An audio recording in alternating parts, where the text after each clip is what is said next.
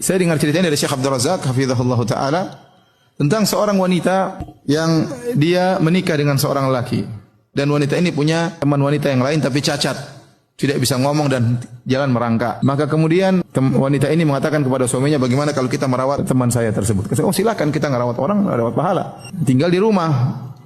Akhirnya suaminya merasa risih, gimana dia tinggal di rumah bersama kita sementara dia bukan mahram saya. Kata istrinya, ya kalau begitu nikah saja. Nikah ya.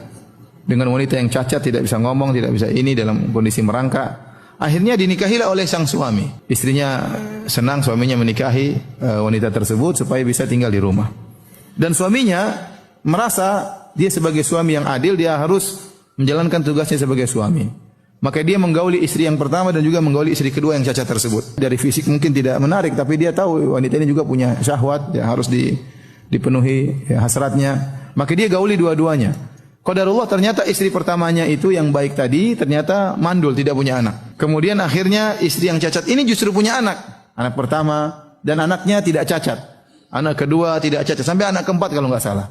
Setelah dia melahirkan anak yang keempat meninggal. Maka yang merawat anak-anaknya istri yang pertama yang tidak cacat. Subhanallah, Allah memberikan rizki anak-anak melalui wanita yang lain.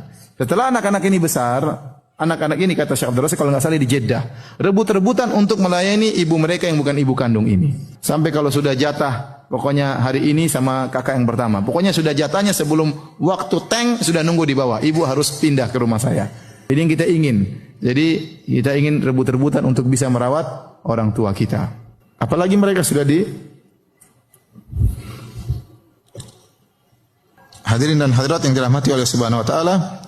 Jadi seorang berusaha mengizinkan orang tuanya untuk tinggal bersamanya, kecuali kalau orang tuanya tidak mau dengan alasan tertentu, maka kita hormati perasaan orang tua ya. Karena orang tua juga punya pandangan sendiri, punya pendapat sendiri. Yang penting kalaupun mereka tidak tinggal bersama kita, kita harus tetap terus menyokong, membantu dengan semampunya.